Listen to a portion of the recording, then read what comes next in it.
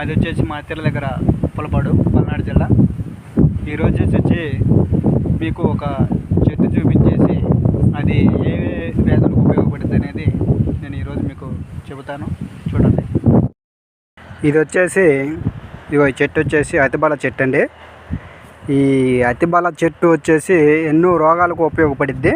దీని వేర్లు కానీ, దీని విత్తనాలు కానీ, దీని ఆకు కానీ, ఇది సమూలం కానీ, ఈ చెట్టు సమూలం కానీ అనేక వ్యాధులకు ఉపయోగపడుద్ది అనమాట. ఇప్పుడు ప్రస్తుతానికి మనం వచ్చేసి వీర్య వృద్ధికి ఎలా ఉపయోగపడుద్ది అనేది ఈ చెట్టు గురించి మనం తెలుసుకుందాం.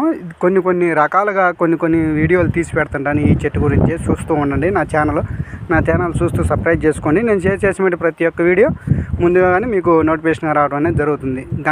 గంట సింబల్ కన్నా నొక్కితే. దీని విత్తనాలు ముందు ప్రస్తుతానికి దీని విత్తనాల కాంచి మొదలు పెట్టుకుందాం. దీని విత్తనాలు దువ్విన చెట్టు ఇది తెలుసు కదా అందరికీ. దీంట్లోనే 2 రకాలుగా ఉంటుంది. ఇదే మందపాకుది, పలసనాకుది చెట్టు కూడా ఉంటుంది. ఈ 2 రకాల విత్తనాలు బాగా పనిచేస్తాయి అన్నమాట. కాయలు ఆ విత్తనాలు వాము, కురసాని వాము అని దొరికిద్దండి కొట్లో. ఈ కురసాని వాము, ఈ విత్తనాలు 2 కలిపి నూరి కనుక కుంకుడికాయ గింజంత మాత్ర తీసుకొని మేకపాలతో కానీ ఆవు పాలతో కానీ ఉదయం సాయంత్రం వారం రోజులు కనుక పుచ్చుకున్నట్టయితే మనిషికి విపరీతమైన వీర్య వృద్ధి అనేది జరగడం జరిగిద్ది.